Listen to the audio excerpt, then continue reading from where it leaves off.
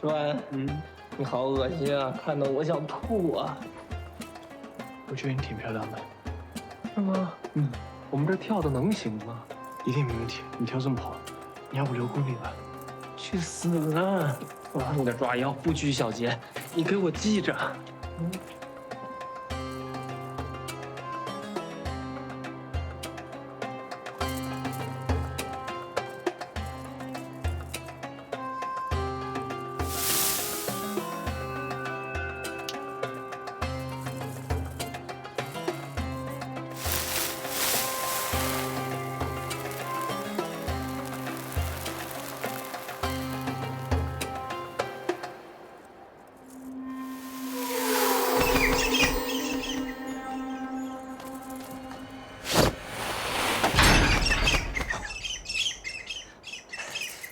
太好了，抓到了！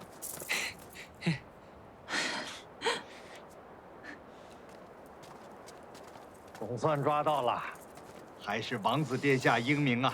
当然了，也多亏了你这两位贵客相助，才帮我们解得了宫中之危啊！如今祸害已除，我们也该动身回伏龙国了。不多住些日子吗？这儿没有万年神力，我们得回去想办法了。王子殿下是怎么考虑的呀？我也跟他们一起回去，反正父王不想见我，省得留着让他反省。你看他那样子。哎呀，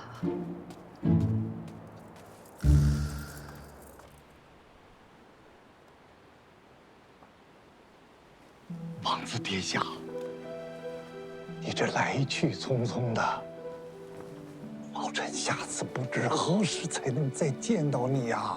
国师放心，待我解决完朋友的问题，我一定会回来。我要向父王证明，我可以。让老臣再多看你几眼。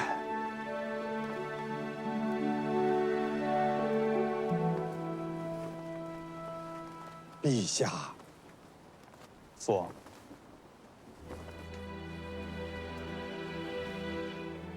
就这么不喜欢待在宫里啊？也罢，想去就去吧。既然决定要出去闯荡，好好照顾自己，好好善待朋友，好好享受在外面的时光。在外保护好王子。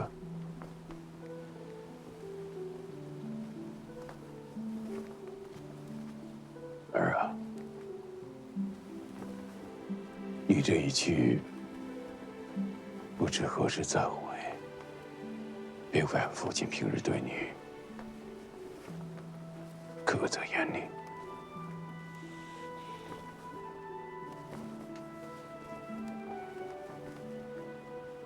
父王，待儿臣归来，您多保重。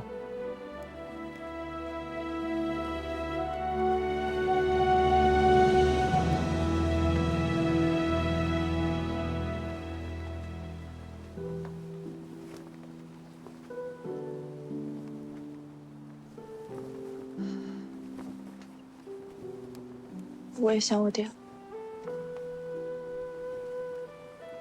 可能每个冰块脸都更愿意把情谊藏在心里吧。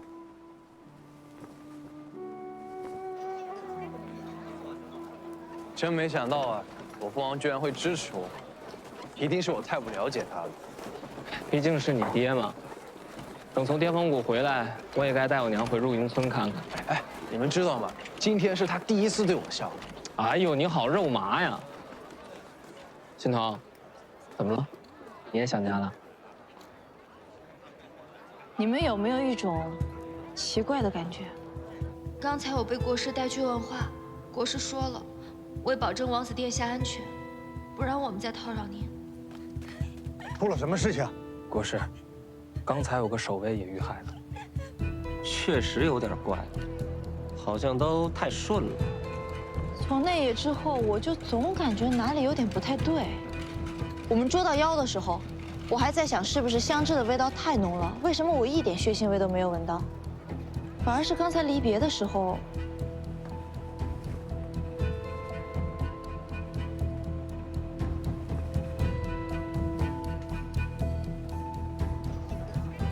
国师，我好像有闻到什么味道，但老国师平日里都干什么？他年纪大了，只能负责父王的起居饮食，最近的一些守卫也是他负责的。我们案发当夜，老国师也是非常快的就赶到了现场。国师不可能有问题。但是那晚老国师神色看起来……话说回来，我们确实也没有看到杀害守卫的凶手就是妾肢，而且这个妾肢不是只盗金银玉肢，只对女人下手。也就是说，杀害守卫和杀害宫女的，很有可能不是同一只妖。难道父王支持我走，是因为有什么事儿要瞒着我？刚来王宫的那一天，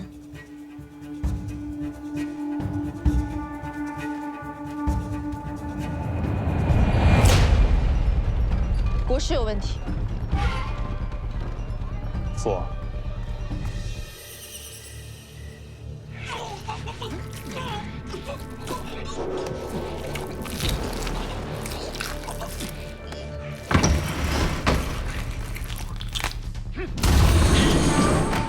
捉妖！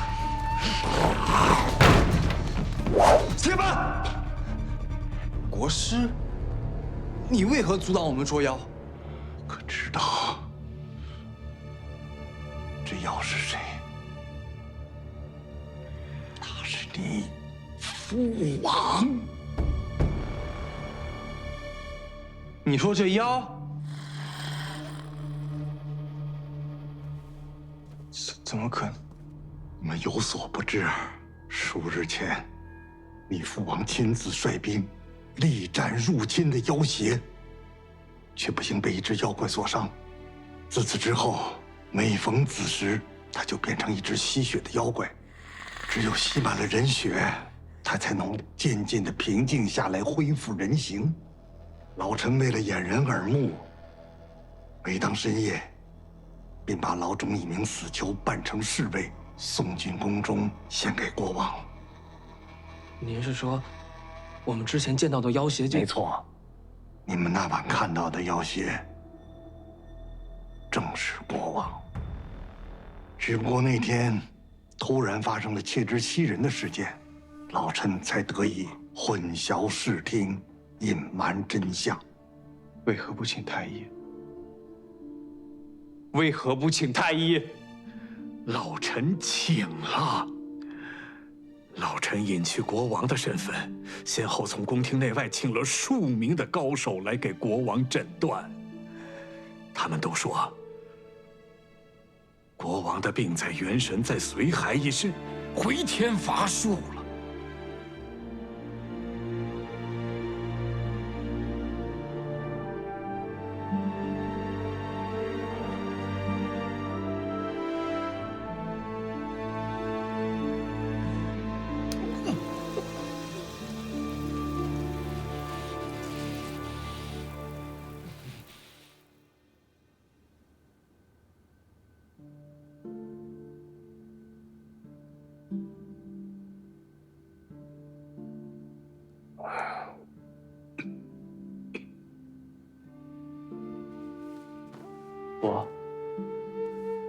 王，你醒了。你都知道了。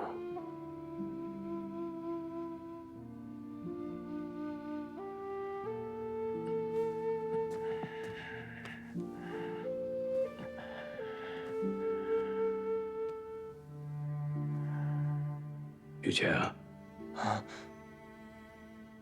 你从小就爱钻研医术，这寻根查证、望闻问切，千余城里没有多少人比你高明。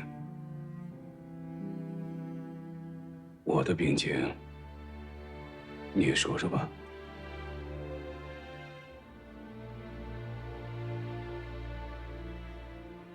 无妨，御医诊断多次了，你就直言不讳吧。父王索然药毒，已遍布全身，若无良药，不出数日便会堕落妖邪之流。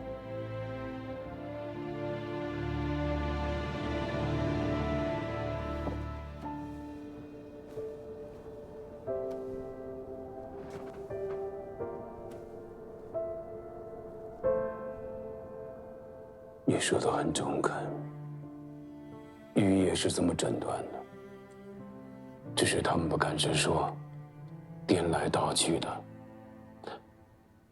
绕了个大圈子。父王，儿臣一定会找到解决的办法。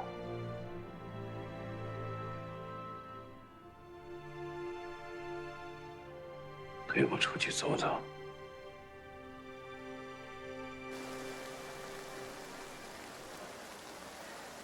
数月之前，这里还是百货云集，一片盛景。行行好，给点吃的吧，给点吧。如今却像是换了天地。大爷，行行好，行行好，给点钱吧。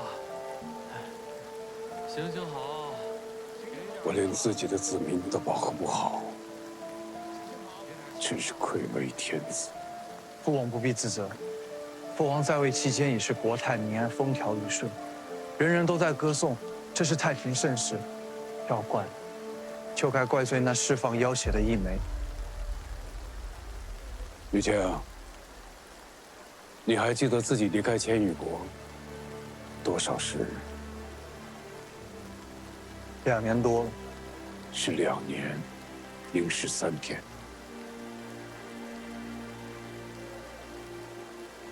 儿臣知错了，父王。千羽国危难之际，儿臣却置身事外。当日你派信使送赤珠时，我便发现他身上有伤，心存怀疑，我却没有进一步追问。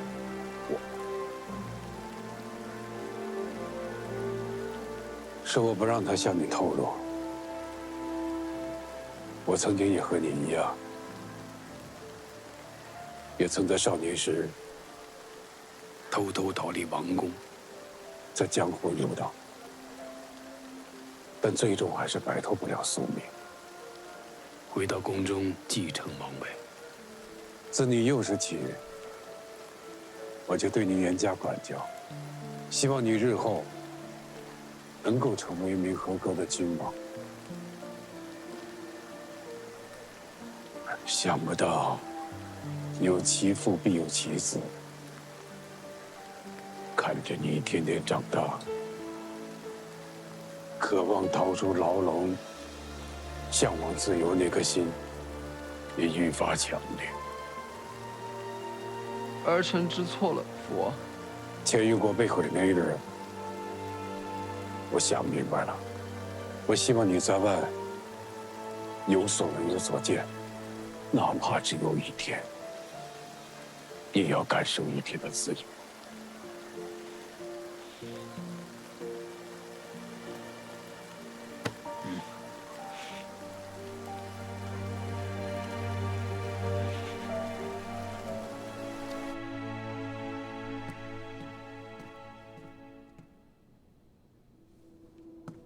怎么还不回来呀？让他们父子俩好好相处一会儿吧。这什么妖啊？妖毒这么厉害？这个东西叫蛊雕，是一枚从死妖瓶里放出来的。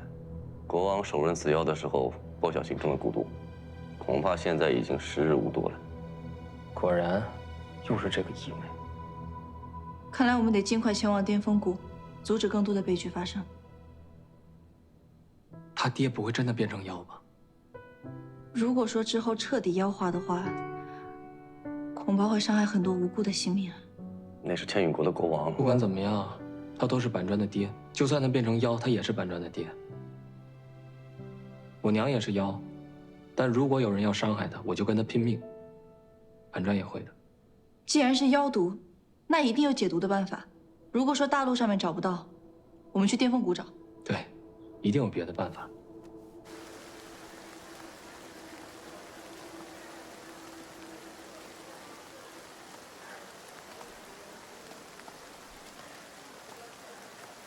父王，您在此地稍等我一会儿。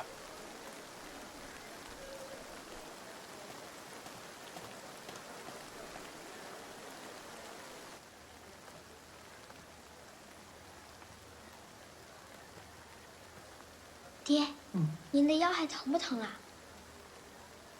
再吹一会儿啊，爹爹就不疼了。好嘞。老板，我要给我爹买双鞋。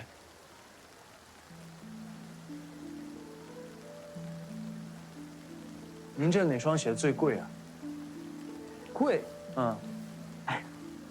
客官，看来你从来没有给你爹买过鞋吧？贵不一定好啊，这鞋嘛，上脚舒服最重要。那哪双最舒服？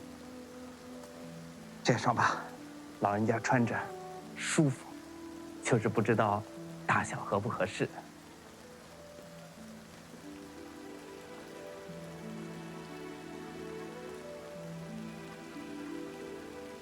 就这双吧。哎呀，多谢多谢啊！谢老板。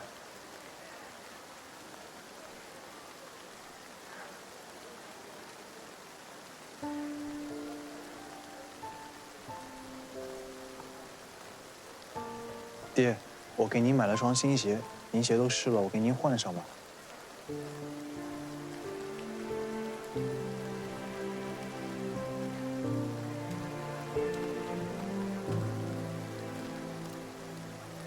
佳儿，记得你上次叫我爹，还是2、3岁的时候。朝堂上，你是一国之君；朝堂下，才是我爹。知道，你是一心为了我。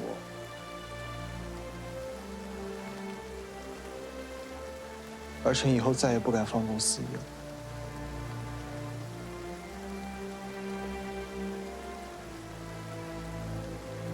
今日，你就叫我这个称呼吧。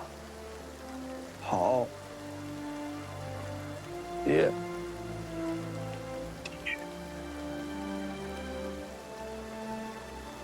听着亲切。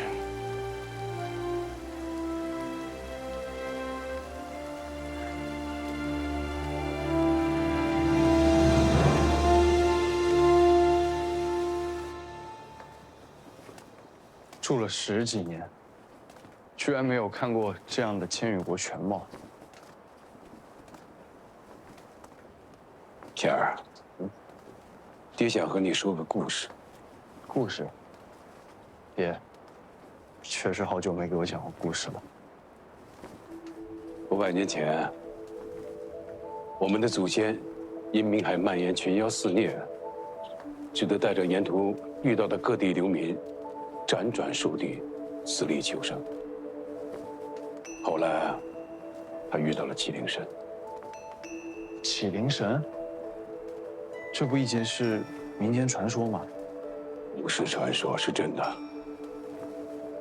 也许对于民间来说，这早就久远如神话一般了。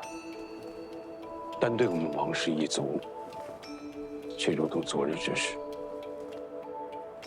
当年先祖王坚宇与麒麟神达成契约，麒麟神助他开辟疆土，终成一国之主。而我们王氏子孙，则皆要成为承载麒麟神识的容器。这种神力，经过王家血脉一代的流传，是我们千羽国国运昌盛的命脉根本。可若有此神力，为何我从来没听说过有先祖使用呢？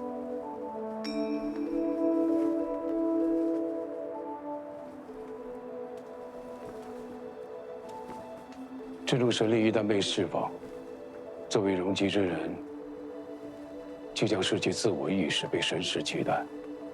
再说当年王坚宇，也是因为使用了这种神力，以修筑抵御冥海的防线，主在此不久之后，便溘然长逝。父王，如今这神力位于何处？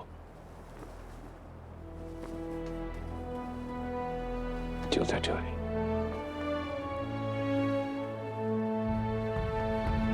在我体内。你治愈伤病的天赋，也是源自启灵神的神力。爹为了保护你，不被他人胁迫利用，所以在外人面前没有道出真相。这种神力，看似是祝福，其实也是诅咒。我们王氏一族，虽然享尽荣华，却不过是神的囚徒，祖祖辈辈被困在这美好的诅咒之中。爹，既然我有如此神力，那我岂不是可以治你的妖毒？倩儿，还记得当年我让你对的那首诗吗？儿臣记得。俗尘兵戈有未平，断碑埋没莽横行。冥海尽倾英雄泪，仙山难觅圣贤灵。四海鸣笛鸣归客，九州流落别孤云。明朝变化逍遥鹤，笑看红红空自鸣。当年儿臣年少轻狂，胡乱点了父亲的诗，现在想来实在是惭愧。很好嘛，会有少年的潇洒之气。怎么，当年不是想当个逍遥野鹤吗？如今却不想了。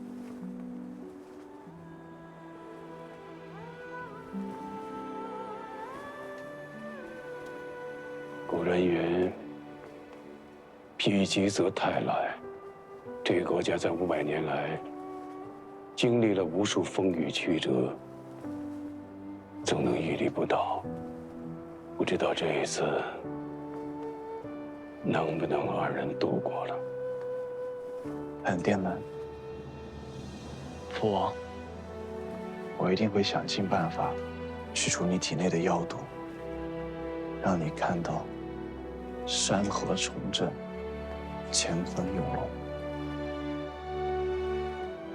晴儿，山河重振固然重要，但爹还是希望你快乐，遵从内心，过自己想要的生活。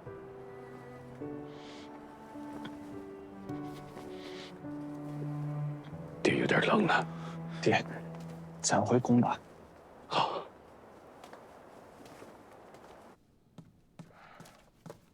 殿下，这些已经是全部了。虎子，你那有什么线索吗？还没有，我再找找啊。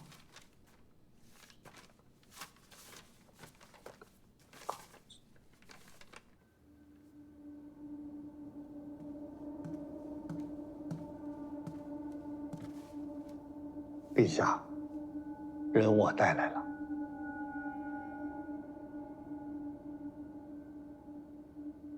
今日就不必了。可是陛下，你先下去吧。是。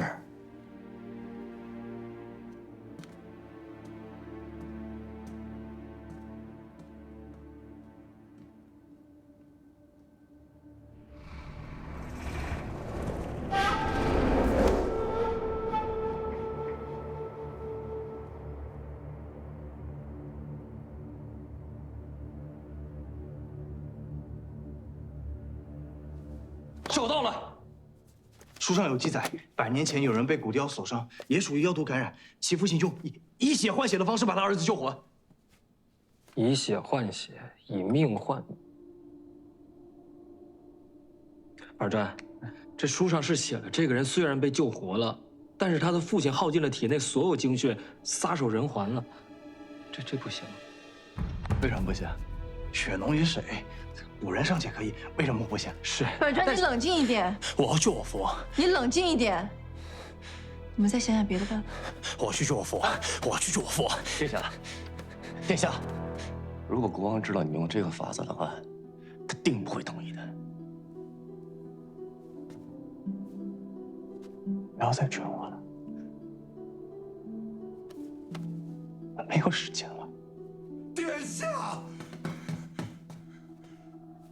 圣上他驾崩了。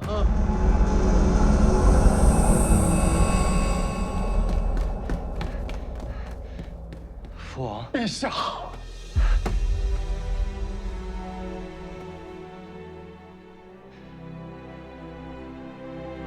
父王，儿臣已经找到解救你的办法了。父王，你醒醒，父王，儿臣真的已经找到了。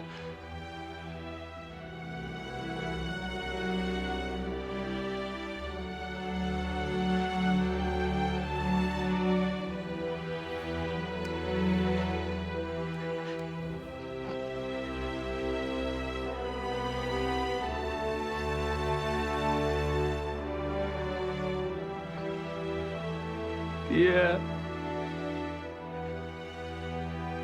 儿子回来了。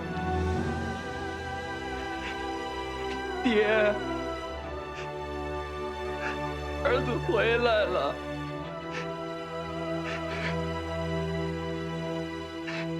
爹，儿子回来了。爹。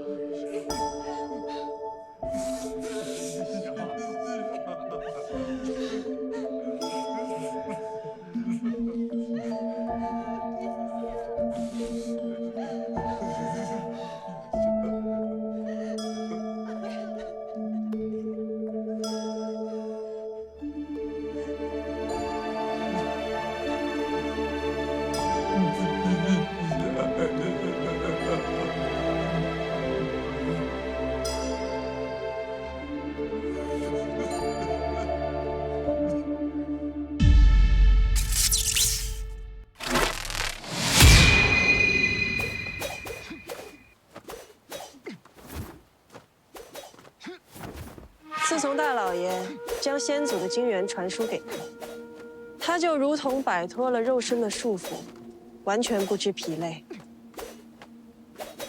小仙虽然已经可以自由地操控这副躯体，不过实战来看，只怕还是不够快。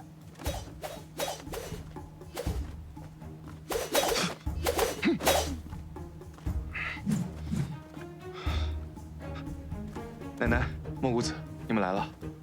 轩儿，你现在身体恢复的可以，但就是速度上有点欠缺。是，虽说体力没有上限，但我总觉得我的动作跟不上我的想法和意识。别着急，或许我们联手，你就可以做到。联手？我的寻千丝可以连通人的意识，之前没有机会试过，眼下正好可以用来和你配合。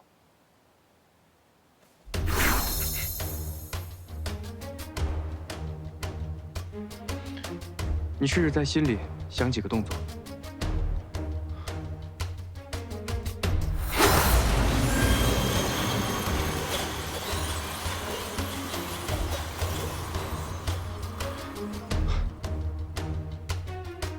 不错，这样一来，你相当于拥有了2双眼睛，2个人的意识。更重要的是，通过寻千丝，我的精元之力也可以为你所用。这力量确实增强了不少。来，我们继续试着配合。好。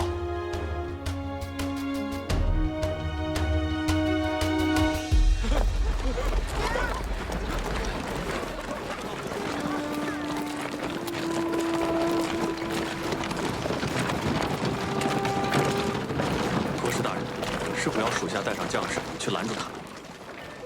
人心似水，易书不易读。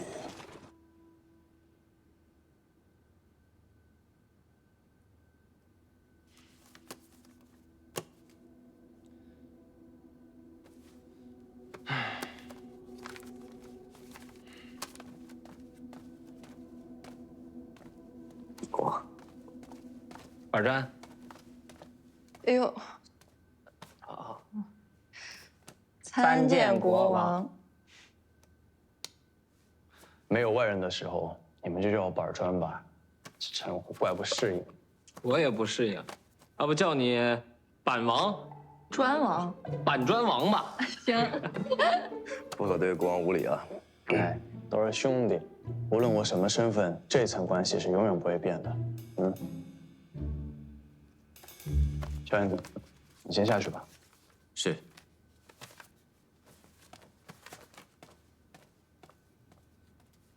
可以呀，这刚刚继任就这么多奏折，都写什么呀？你还想议政？认字儿吗？我那看得懂吗？那当……哎，无非是大臣们纷纷辞官卸甲，百姓也都举家迁徙。刚上任，他们不相信我的能力。怎么会这样啊？这不行啊！那我们得帮你们说道说道，这不欺负人吗？陛下，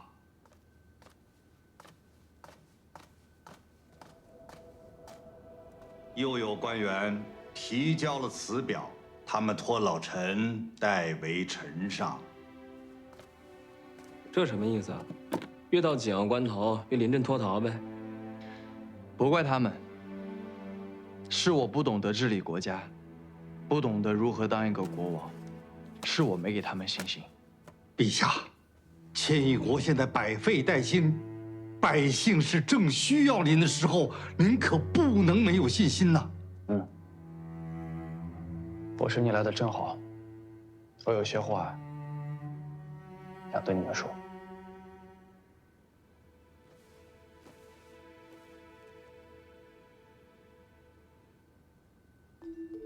麒麟神的传说是真的，万年神力就在这儿。当年先祖和麒麟神签订契约，麒麟神助先祖开疆扩土，建立王朝，但王氏一族也至此沦为神识的容器，历代子孙都要承载这样的命运。前日父王告诉我，这万年神力就是千羽国国运昌盛的基本命脉。只是这神力一旦释放，我便会彻底失去自我意识，身体也会被麒麟神占领。失去自我意识，那不就是死了吗？不行，板砖，我们确实是想激活金刚诀，但我们不想拿你的性命来交换。但小轩的时间不多了，我怕……绝对不行，就算小轩知道，他也绝对不会同意的。陛下，天与福曲反受其咎啊！当下明海危机爆发，千羽国更是连遭巨变。此时唯有陛下展现出神力，才能够重振坊间和朝野的士气，使得我们千羽国的国祚绵延。先帝受伤以来，老臣时常在想，要是冥冥之中真有神奇存在，倒不如将千羽国交于启灵神来接管。什么？交给神治理？难道你刚才没有听清吗？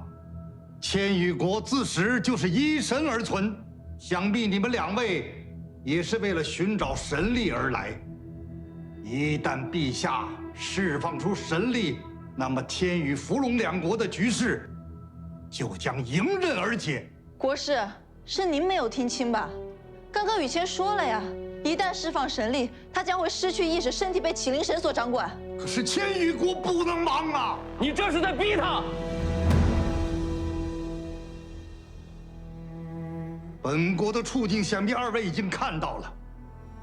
城内外的百姓已是人心惶惶，如不展现奇迹，恐怕再难延续下去了。荒谬！不要再争了。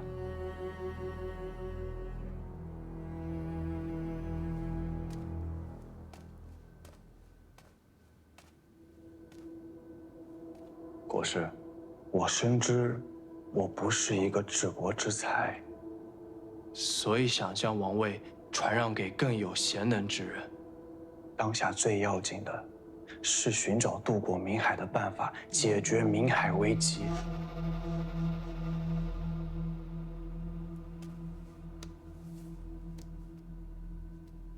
我想将王位让贤给您。陛下，老臣是万万承受不起呀！老臣这把老骨头也是难当此任。陛下，让麒麟神现世，还请陛下三思啊！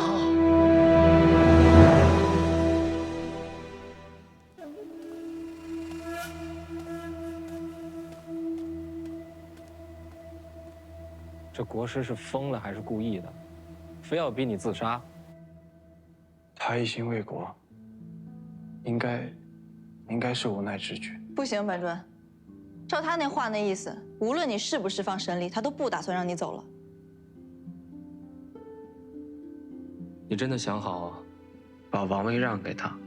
国师大到治理国家，小到占星望气，无所不精，是父王颇为器重的股肱之臣。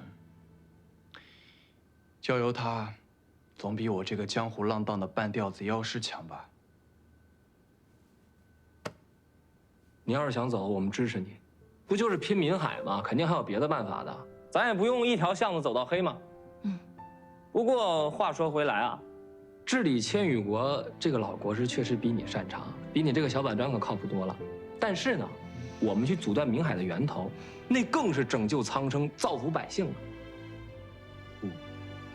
本尊，只要你想好了的话，跟我们回伏龙国。我给国师留封信。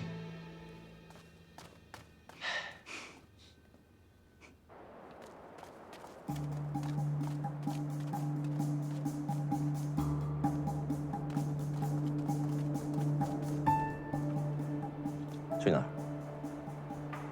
回伏龙国。你们俩可以走，但国王得留下。国师要让雨谦冒着生命的风险去释放神力，我们不得不带他走。他在这很危险，你想看着他送死？事情是可以改变的，但国王得留下。小云子，你虽然是千羽国的人，但你也是雨谦，还有我们的朋友，你应该尊重他自己做的决定。但一个国家不能一日无君啊。我已经留了一份诏书，将王位传给国师。你知道的，他比我更适合且更懂得治理国家。你想好了？走吧，国师已经知道了，正在赶来的路上。你跟我们一起走吧。我留下，可以帮你们拖延一些时间。走，走了。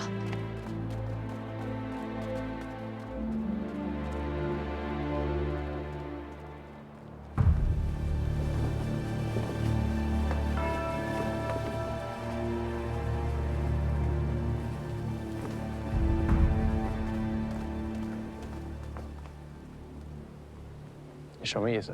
末将甲胄在身，请恕末将不便行礼。国王还请依驾回宫吧。我想去哪就去哪，你让开。末将也只是奉命差遣，不准放行，内中隐情一概不知。国王的圣驾你们也敢拦，是想造反？末将不敢，只是奉命行事。奉命？你奉谁的命？我是国王，你奉谁的命？何人如此大胆，竟敢挟持陛下？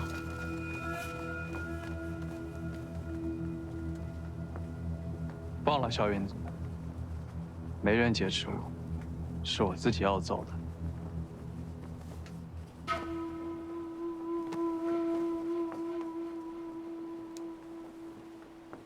陛下，此时正值零落丧乱之时，陛下当敬天法祖，谈瞬息之容，将无穷的神力宣召于黎民百姓，不可弃家国而不顾啊！你这是在逼他！陛下，吾谈儿女情长，意气用事，祭台已经搭设完毕，明天是天德之日，适逢祭祀，老臣恳请陛下能够彰显神威，挽江山于侵退。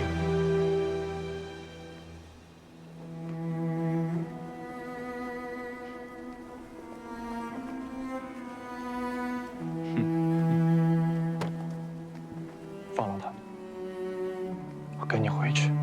二帅，等着。谢陛下。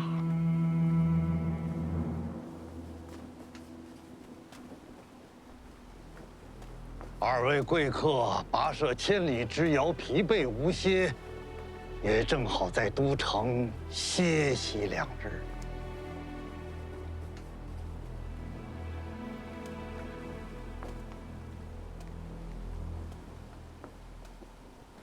国丧期间，身为一国之君，却想从都城一走了之，既为人子之孝，又无人君之德，老臣真是失望得很啊！